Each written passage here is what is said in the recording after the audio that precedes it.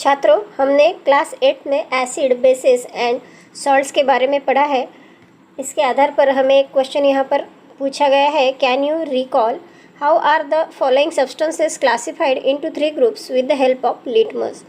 ये जो सब्सटेंसेस दिए हैं इनको हमें एसिड, बेस एंड सॉल्ट में क्लासिफाइड करना है। तो ये हमको पता है कि एसिड जो है वह टेस्ट में सोर होता है, मतलब खट्टा होता है। बेस जो है वो हाथ को हमें स्लीपरी या सोपी लगता है, इससे हम बेस पहचानते हैं। पिछले साल हमने देखा जैसे कॉस्टिक सोडा भी हमको हाथ को, जैसे उसका जो झाग है वो हमको हाथ को स्लीपरी लगता है, इसका मतलब वो बेस है। Acid, lemon, tamarind, butter milk, vinegar, milk जो है उसमें लैक्टिक एसिड होता है, इसलिए वो स्लाइटली एसिडिक ही है। लाइम, टोमेटो, ये सब चीज़ें जो है ये खट्टी है, इसका मतलब इसका टेस्ट जो है वो सोर है, तो इस वजह से ये एसिड है। देन बेस में milk of magnesia and baking soda ये आते हैं। सॉल्ट एलम है, और वाटर जो है एसिडिक भी नहीं और बेसिक भी नहीं, वो न्यूट्रल है। तो अगर किसी सॉल्यूशन में लिटमस पेपर हम डालते हैं, अगर वो ब्लू लिटमस पेपर रेड में टर्न हो जाता है तो इसका मतलब उस सॉल्यूशन में एसिड है, वो सॉल्यूशन एसिडिक है। अगर रेड लिटमस पेपर किसी सॉल्यूशन में डालते हैं और वो ब्लू हो जाता है तो यहाँ पर वो जो सॉल्यूशन है वो बेसिक है। और अगर किसी सॉल्यूशन में लिटमस पेपर डालने के बाद बिल्कुल कलर चेंज नहीं होता है, वैसे कि वैसे ही रहता है, इसका मतलब वो जो सब्सटेंस है वो एसिड भी नहीं है और बेस भी नहीं है। बेस को दूसरा नाम अल्कली भी है। दिमाग में एक सवाल तो यहाँ पर पैदा होता है कि अगर सभी जो चीज़ें हैं वो पेड़ को लगती है तो इसमें टेस्ट में फ़र्क क्यों है? कुछ कड़वी है, कुछ खट्टी है, कुछ मीठी है, कुछ का जो नेचर है वो हार्ड है, कुछ सब्सटेंसेस हमें स्लीपरी लगते हैं। इन सब्सटेंसेस की जब साइंटिफिकली स्टडी की गई तो उससे ये पता चला कि इन सब्सटेंस के अलग अलग टेस्ट के पीछे उनमें जो एसिडिक और बेसिक सब्सटेंसेस है वो रिस्पॉन्सिबल है। जैसे इसी वजह से इस टेस्ट में हमें फ़र्क आता है। जैसे एसिडिक रहा तो वो सॉर होता है। We have also learnt an easy and safe method of using an indicator like litmus to identify acid and bases. यदि सब्सटेंस एसिड है या बेस है ये कैसे पहचानेंगे? तो उसके लिए हमें बहुत इजी और सेफ मेथड जो है वो लिटमस पेपर की जो मेथड है, जिसमें लिटमस पेपर का कलर चेंज हो जाता है, ये चेंज ही हमें बताता है कि वो सब्सटेंस एसिडिक है या बेसिक है। तो ये बहुत सेफ मेथड है एसिड और बेस आइडेंटिफाई करने की। How are acids and alkalis identified with the help of litmus paper. अभी हमने ऊपर जो बताया कि रेड लिटमस पेपर अगर टर्न हो जाए ब्लू में तो वो बेस होता है, और अगर ब्लू लिटमस पेपर रेड में टर्न हो जाए तो वो एसिड होता है। We shall now learn more about these acids and bases, but let us first review what molecules of compounds are made up of. Compounds के जो molecule है वो किससे बने हुए होते हैं ये देखने के लिए हमें ये जो नीचे दिया गया टेबल है वो देखना है। Fill in the columns in part A of the following table. पहले कॉलम में है name of the compound, then उसका मॉलिकुलर फार्मूला दिया गया है। बेसिक रेडिकल, एसिडिक रेडिकल और टाइप ऑफ कंपाउंड हमें यहाँ पर लिखना है। तो सबसे पहले एसिड्स के नाम जानेंगे। HCl ये हमको दिया हुआ है। दूसरा जो है वो है HNO3, इसका मॉलिकुलर फार्मूला HNO3 है, ये है नाइट्रिक एसिड। देन HBr मतलब हाइड्रोजन ब्रोमाइड, H2SO4 मतलब सल्फ्यूरिक एसिड, H3BO3 मतलब बोरिक एसिड। अब यहाँ तक जो हमने मॉलिकुलर फार्मूले देखे, इसमें हाइड्रोजन आयन प्रेजेंट है, यहाँ पर भी हाइड्रोजन है, यहाँ पे भी है, यहाँ पे भी है, यहाँ पे भी है। तो ये जिनमें हाइड्रोजन आयन होता है, बेसिक रेडिकल जो है वो हाइड्रोजन आयन है, उसमें वो सब कंपाउंड जो है वो एसिड होते हैं, इसलिए बोरिक एसिड तक ये सभी कंपाउंड जो है ये एसिड है। देन आते हैं NaOH जो है ये सोडियम हाइड्रोक्साइड है, Na मतलब सोडियम, OH मतलब हाइड्रोक्साइड, देन K मतलब potassium, so KOH is potassium hydroxide, then calcium hydroxide, ammonium hydroxide. यहाँ तक अगर हम इस कंपाउंड्स के मॉलिक्यूलर फार्मूले को देखेंगे तो यहाँ पर OH हमें यहाँ पर दिख रहा है। इसके मॉलिक्यूलर फार्मूले में OH जो रेडिकल है वो यहाँ पर प्रेजेंट है। तो इस OH रेडिकल जिन कंपाउंड्स के फार्मूले में होता है उसे बोलते हैं बेस। सो ये जो है अमोनियम हाइड्रोक्साइड, यहाँ तक ये बेस है।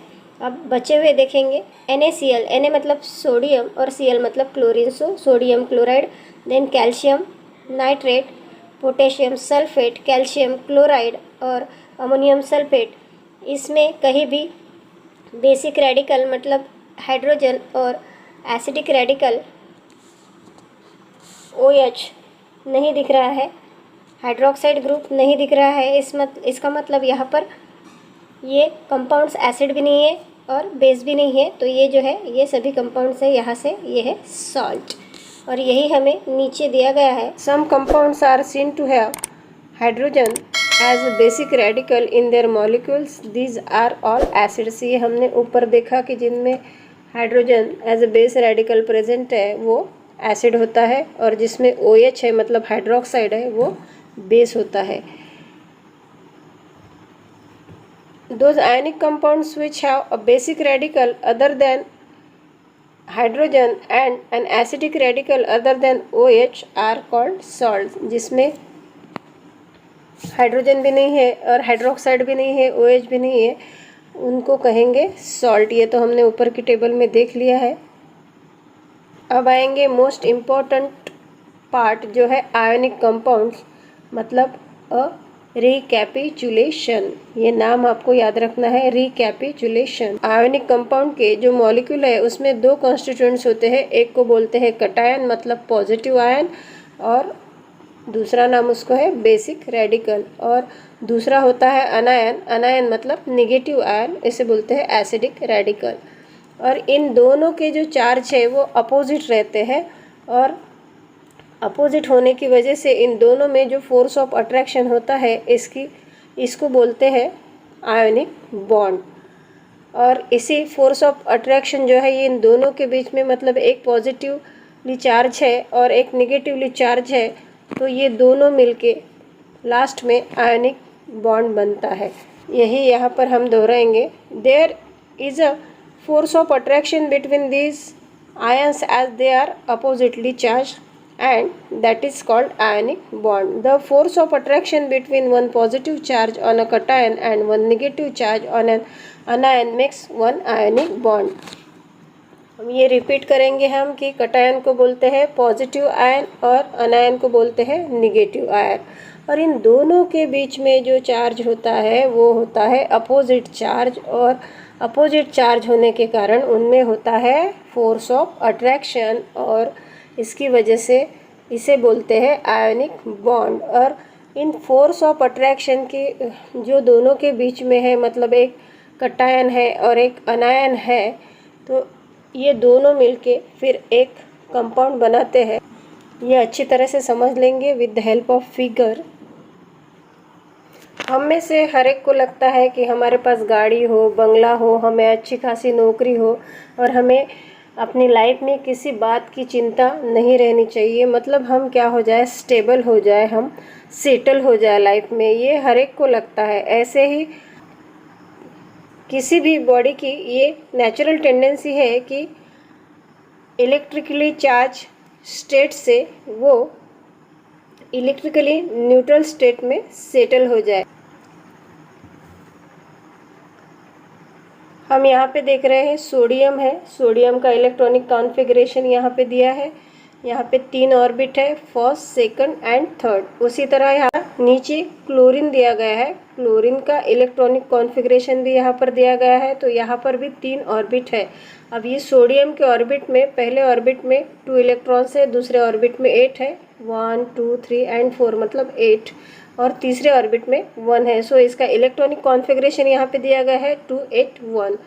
और क्लोरीन का जो इलेक्ट्रॉनिक कॉन्फ़िगरेशन है वो दिया गया है यहाँ पे 2 8 7। अब ये पहले ऑर्बिट में 2 इलेक्ट्रॉन्स है, दूसरे ऑर्बिट में 8 है, लेकिन तीसरे ऑर्बिट में है 7। अब जैसे हमें लगता है कि हमें लाइफ में स्टेबल होना चाहिए, वैसे इनको भी लग रहा है कि हमें स्टेबल होना चाहिए, लेकिन ये दोनों स्टेबल है नहीं। अब करेंगे क्या? तो ये दोनों भी स्टेबल होने के लिए कुछ ना कुछ करने वाले हैं, लेकिन इनके पास में स्टेबल होने के लिए इलेक्ट्रॉन नहीं है। स्टेबल होने के लिए ज़रूरत होती है लास्ट ऑर्बिट में, मतलब आउटर मोस्ट ऑर्बिट में 8 इलेक्ट्रॉन्स की। तो यहाँ पर सोडियम का ऑर्बिट अगर देखेंगे तो लास्ट ऑर्बिट में, आउटर मोस्ट ऑर्बिट में यहाँ पर 1 इलेक्ट्रॉन है, और क्लोरीन के ऑर्बिट में भी, आउटर मोस्ट ऑर्बिट में 7 इलेक्ट्रॉन्स है, मतलब ये दोनों स्टेबल नहीं है। तो सोडियम ने क्या सोचा कि मैं तो स्टेबल नहीं हूँ, लेकिन मेरा जो दोस्त है क्लोरीन है उसे मैं 1 इलेक्ट्रॉन देके स्टेबल कर सकता हूँ, और 1 इलेक्ट्रॉन अगर मेरे से चला गया तो मैं भी स्टेबल हो जाऊँगा, क्योंकि स्टेबल होने के लिए ऑक्टेट कंप्लीट करना ज़रूरी है, और आउटरमोस्ट ऑर्बिट में अगर ऑक्टेट कंप्लीट है तो वो कंपाउंड जो है वो स्टेबल हो जाता है। तो इसीलिए सोडियम क्या करता है, अपना जो 1 इलेक्ट्रॉन है वो लूज़ करता है, 1 इलेक्ट्रॉन लीविंग। उसने क्या किया, 1 इलेक्ट्रॉन लूज़ कर दिया। अब ये लूज़ किया हुआ इलेक्ट्रॉन लेगा कौन? तो वो लेगा क्लोरीन, क्योंकि क्लोरीन को भी 1 ही इलेक्ट्रॉन की ज़रूरत है उसका ऑक्टेट कंप्लीट करने के लिए। उसके पास ऑलरेडी आउटर मोस्ट ऑर्बिट में 7 इलेक्ट्रॉन्स है, अगर उसे 1 इलेक्ट्रॉन मिल जाता है तो उसका ऑक्टेट कंप्लीट हो जाता है। यहाँ पर 2 8 8 ऐसा उसका ऑक्टेट कंप्लीट हो जाएगा। और सोडियम ने एक अपना जो इलेक्ट्रॉन है वो लीव कर दिया, मतलब वो छोड़ दिया, तो इसके जो 2 ऑक्टेट, इसके जो 2 ऑर्बिट है, इसमें आउटर मोस्ट ऑर्बिट में ऑक्टेट कंप्लीट हो गया। इस तरह से सोडियम और क्लोरीन, इनके बीच में आयनिक बॉन्ड फॉर्म हो गया, और यहाँ पे NaCl ये कंपाउंड हमें मिलता है, और इनको Na और Cl के बीच में जो है वो आयनिक बॉन्ड फॉर्म हो गया। तो NaCl मतलब क्या है? हमारे घर में जो हम सॉल्ट खाते हैं उसको ही बोलते हैं NaCl। अब हमने जो ऊपर देखा वही यहाँ पे लिखा है कि आउटर मोस्ट शेल में सोडियम और क्लोरीन के जो 8 इलेक्ट्रॉन्स चाहिए वो नहीं थे, और इसी वजह से उनका ऑक्टेट कंप्लीट नहीं होता, और सोडियम ने 1 इलेक्ट्रॉन दिया और क्लोरीन ने 1 रिसीव किया, तो उन दोनों के ऑक्टेट कंप्लीट हो गए। मतलब ये an electronic configuration with the complete octet indicate stable state, दोनों स्टेबल हो गए। Further an ionic bond is form between oppositely charge Na positive and chlorine negative ions, और दोनों के बीच में जो अपोजिट चार्ज है, जैसा हमने पहले देखा कि उनमें कटायन और अनायन रहता है और फोर्स ऑफ अट्रैक्शन रहता है, तो उसकी वजह से वहाँ पर आयनिक बॉन्ड फॉर्म हो गया। और ionic compound NaCl having very high stability is form, बहुत हाई स्टेबिलिटी उसकी रहती है। ये बहुत ही इम्पोर्टेंट पार्ट है, और इस पे हमें एक क्वेश्चन पूछा जाता है, explain by drawing a figure of electronic configuration formation of sodium chloride from sodium and chlorine. ऐसा क्वेश्चन यहाँ पे पूछा जाता है, तो हमें यही उस पर आंसर में वही लिखना है कि उसका ऑक्टेट कंप्लीट करने के लिए, उसको स्टेबल होने के लिए सोडियम ने 1 इलेक्ट्रॉन लूज़ किया और क्लोरीन ने वो लिया, और उनके बीच में जो फोर्स ऑफ अट्रैक्शन है इसकी वजह से वहाँ पर NaCl ये कंपाउंड फॉर्म हो गया, आयनिक कंपाउंड, और उनके बीच में आयनिक बॉन्ड भी फॉर्म हो गया।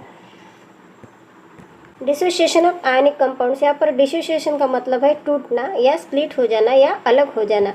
On mixing the substances as shown here, what are resulting mixtures form by mixing the following substances, can you recall में फर्स्ट क्वेश्चन है कि ये जो सब्सटेंसेस है इनके अगर मिक्सचर फॉर्म किया जाए तो क्या होगा। First water and salt, then water and sugar, water and sand, water and sawdust.